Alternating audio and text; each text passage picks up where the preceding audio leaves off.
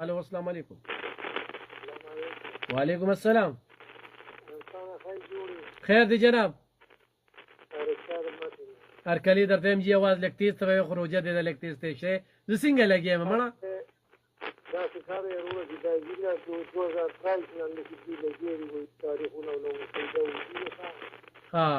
اوري ها او زه مې یو کې دې انسان چې خو دا وته چې موږ وطن کې بلد دي ګریبا چې یو ور امن مراشي د شتګردي به ختم شي دا غړي زه مې قسم چې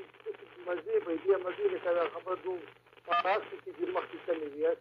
چې خبره کوم دا نه ودا خندیدا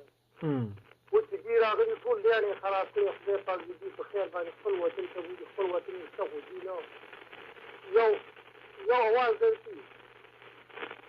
صحیح आवाज راځي یو دې نه تلې و ګر سره نه څنګه راځي ما ته یې راځي ګریه سره موږ چې ګر سره راځي او دوی ووی دا سو پښتونخوا د لمنګه آباد کړه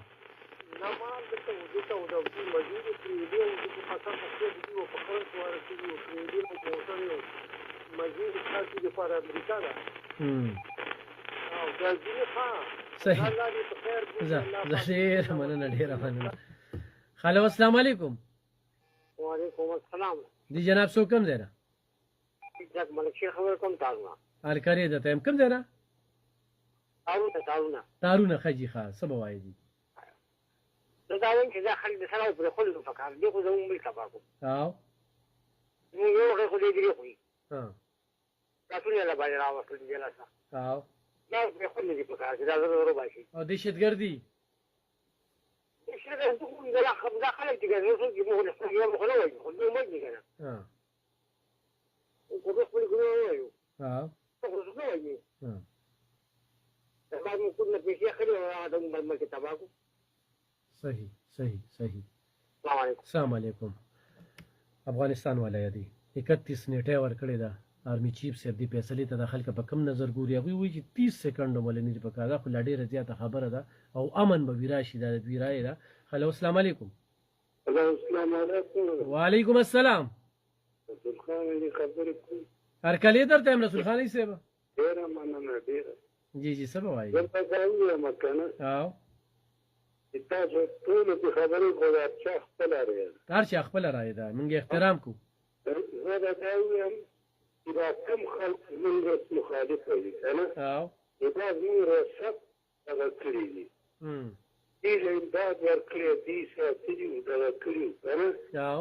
دوی بوتل هلته یو څه کاوې څکلې پوه شوې پیسوي چې ورسره کاوس کله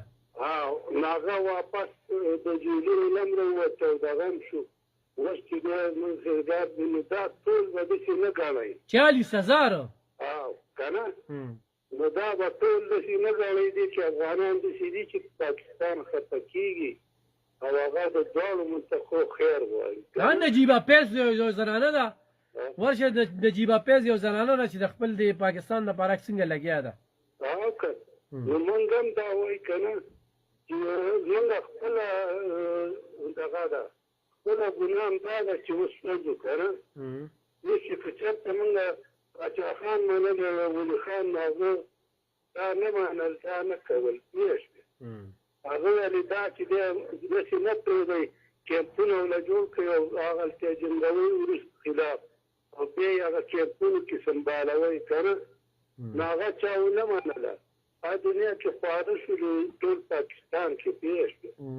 نو بس موږ خپله ګناه هم ده او اوس چې دی د خدای دې په خپل ملک ثواب وکړي او په خیر دې وځي ملک آباد دی پوه شوې